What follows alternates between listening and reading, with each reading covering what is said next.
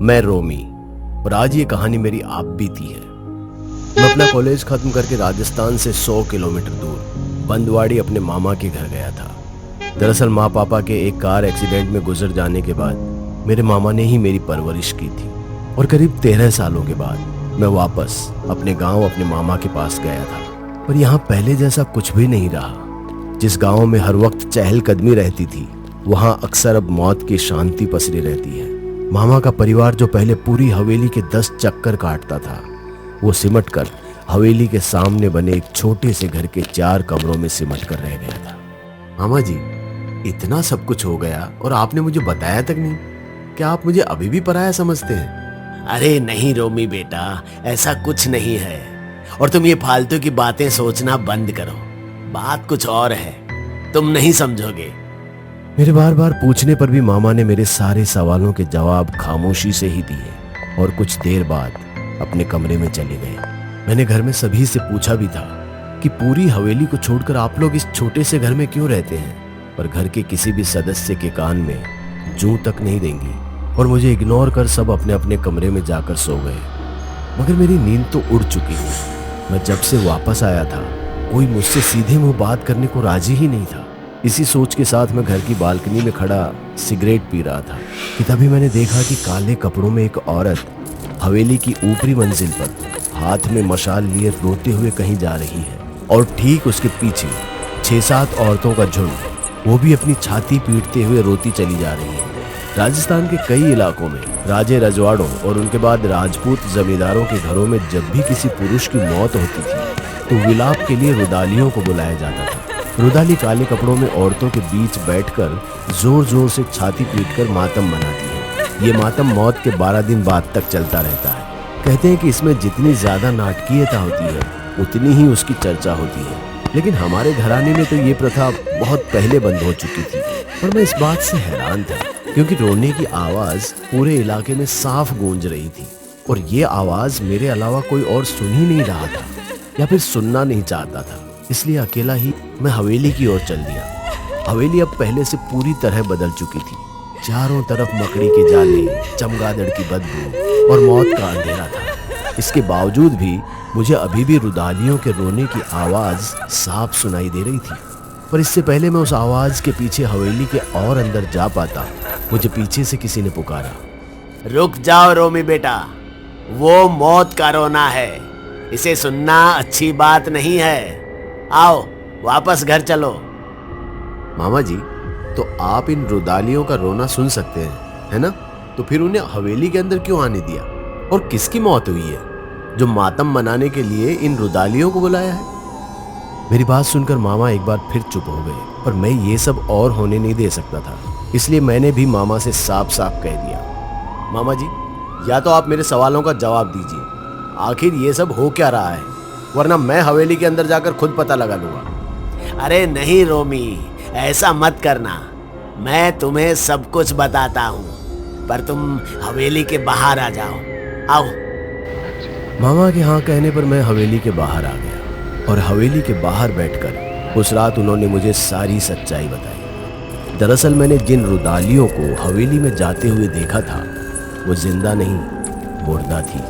वो रुदालियों का भूत था, जो हर 3 महीने में एक बार आधी रात को इस हवेली से निकलती है और गांव के किसी भी एक घर के आगे जाकर खूब रोती है, और सुबह होते होते उस घर के सारे लोग तड़प तड़प कर मर जाते हैं। किसी को सांस नहीं आती तो किसी की छाती में इतना तेज दर्द उठता है कि वो खुद ही अपने हाथों से अपनी छाती चीर डालता है। लोगों में इन रुदालियों का इतना खौफ है कि कोई भी गांव वाला मरने वाले की मदद तक को नहीं आता है। पर मामा जी, ये हवेली तो हमारी हुआ करती थी ना, फिर ये रुदालियां हमारी हवेली में कहां से आई?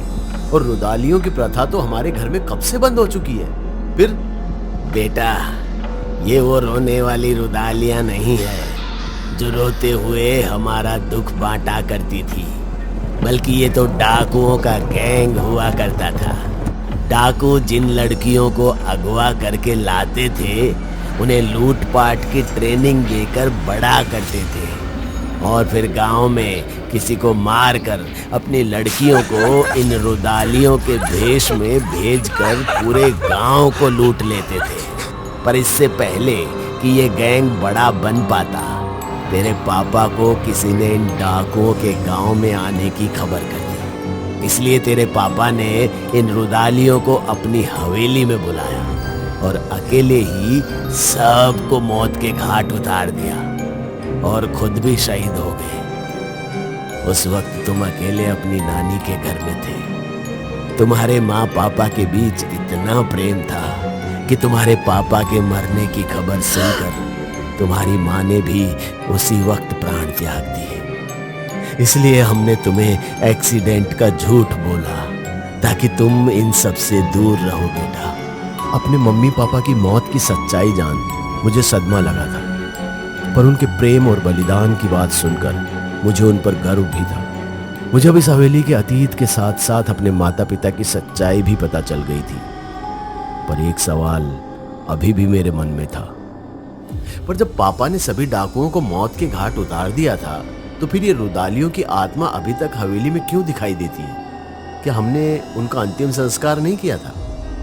मेरा सवाल सुनकर मामा बड़े उदास मन से बोले, बेटा वो आंधी ऐसी थी जिसमें बहुत कुछ सही तो थोड़ा बहुत गलत भी हुआ था। तेरे पापा ने जिन रुदालियों को मौत के घाट उतारा था उनमें से एक रुदाली पेट से थी। उसके पेट में किसी इंसान का नहीं बल्कि एक शैतान का बच्चा था और तेरे पापा ने उस दिन दोनों को खत्म कर दिया था। पर बेटा उस शैतान के साथ एक श्राप भी था। उसे सिर्फ उसकी पैदा करने वाली माँ ही मार सकती थी और अगर उसे किसी और ने मारा तो वो अपना बदला लेने जरूर आएगा। वापस आएगा? पर कैसे मामा जी? बेटा हर 3 महीने में वो रुदालियां जिस भी घर के आगे मातम मनाती है वहां से वो हर मरने वाले के शरीर का एक अंग अपने साथ ले जाती है, जिससे वो एक शरीर तैयार कर रही है। और जब शैतान वापस इस दुनिया में आएगा तो उसी शरीर में आएगा बेटा, उसी शरीर में। मामा की बात सुन अब मुझे मामले की गंभीरता समझ में आने लगी थी। क्यों कोई मुझे 13 साल से वापस नहीं बुला रहा था और क्यों मेरे वापस आने पर कोई सीधे मुंह मुझसे बात भी नहीं कर रहा था। लेकिन मैं भी तो इनका अपना था, फिर इन्हें हर हाल में कैसे अकेला छोड़ सकता था। पर इससे पहले कि मैं मामा से कुछ कहता, मामा ने मुझसे कुछ ऐसा कहा जिसे सुनकर मेरे पैरों तले से जमीन खिसक गई। मामा ने कहा, बेटा आज इन रुदालियों को पूरे 3 महीने हो चुके हैं और कल रात वो फिर से हवेली से निकलकर किसी के घर के आगे मातम मनाएगी। इसलिए सुबह होते ही तुम ये गांव छोड़कर यहाँ से चले जाओ, तुमको कसम है मेरी। मामा की बात सुनकर मैं कुछ कह नहीं पाया और सुबह होते ही मुझे मेरा बैग थमाकर गांव से बाहर कर दिया गया। मैंने मामा से कहा भी कि वो लोग भी मेरे साथ शहर चले, पर परिवार के किसी भी सदस्य ने मेरा कहा नहीं माना। इन सब के अलावा भी मेरे मन में एक और डर था, कहीं इस बार वो रुदालियां मेरे मामा के घर के बाहर तो नहीं आ जाएगी। मैं इसी डर के साथ घर से निकल गया, पर इससे पहले कि मैं दिल्ली की बस पकड़कर नानी के घर जा पाता, मेरा डर सच हो गया। फोन पर पता चला कि रुदालियां मेरे मामा के घर के सामने ही विलाप करने बैठी थी। मैं तुरंत ही वापस अपने गांव आ गया, पर ना जाने मेरे मन में क्या सूझी। मैं मामा के घर ना जाकर किसी और रास्ते से हवेली जा पहुंचा। मैं यहाँ आ तो गया था, पर मुझे कुछ भी पता नहीं था कि मैं आगे क्या करूँगा।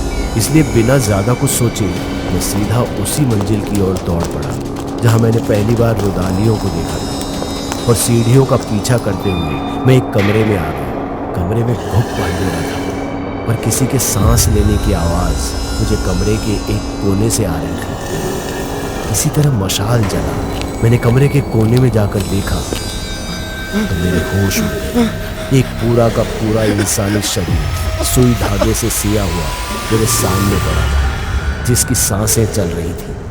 मामा ने सच ही कहा था कि रुदालियां एक पूरा शरीर इकट्ठा कर रही थी, और इस शरीर में अगर कुछ नहीं था तो वो थी आंखें। उस लाश को अभी तक किसी की आंखें नहीं मिली थी।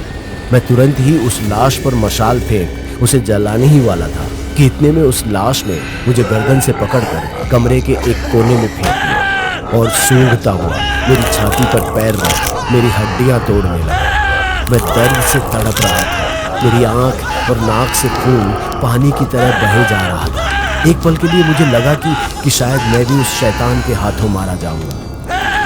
यही सोचकर मैंने अपनी मौत का आमंत्रण स्वीकार कर लिया कि तभी मेरे कानों में मेरे मामा जी की चीख सुनाई दी।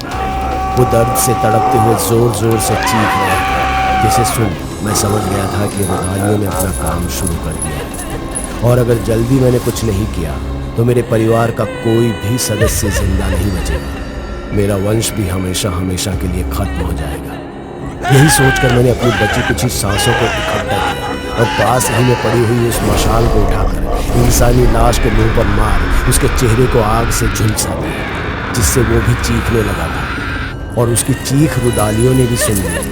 पर इससे पहले कि वो उसकी मदद के लिए वापस आ पाती, मैंने पूरे कमरे में आग लगा दी, जिसकी तपिश से उस लाश का सारा जिस्म झुलसने लगा था और मेरा भी। इस पर भी मैंने कमरे का दरवाज़ा अंदर से बंद कर दिया और खुद को भी आग के हवाले कर मैं सीधा उस लाश से चिपक गया। मैं अपने साथ साथ उसे भी जला रहा था और सारी रुदालियाँ कमरे के बाहर गई रोती हुई दरवाज़ा पीट गई। फिर कुछ देर के चीखने चिल्लाने के बाद चारों तरफ शांति पसर गई। मामा का परिवार सही सलामत बच गया था। रुदालिया भी हमेशा हमेशा के लिए जा चुकी थी और उनके शैतान का शरीर भी मेरे शरीर के साथ राख बन चुका था। मैंने जो कुछ भी किया मुझे उस पर गर्व है, लेकिन साथ में इस बात का दुख भी है कि मेरे मामा, जिन्हें आज भी लगता है कि मैं जिंदा हूँ, बस उनसे थोड़ा नाराज हूँ, इसलिए उनसे बात नहीं करता। पर आप लोग तो मेरा सच जानते हैं, इसलिए खूब सारे कमेंट करके ये बात मेरे मामा तक जरूर पहुंचा दीजिए। और एक बात हमेशा याद रखें, बहुत कुछ सही करने में कभी कभी थोड़ा गलत हो जाता है। दोस्तों, अगर आपको हमारी कहानी अच्छी लगी हो तो लाइक, कमेंट और शेयर जरूर करें। साथ ही रेगुलर अपडेट के लिए चैनल को सब्सक्राइब करें। और अगर आपके पास भी कोई डर से भरी दमदार कहानी है तो भेजिए हमारे मेल एड्रेस पर अभी।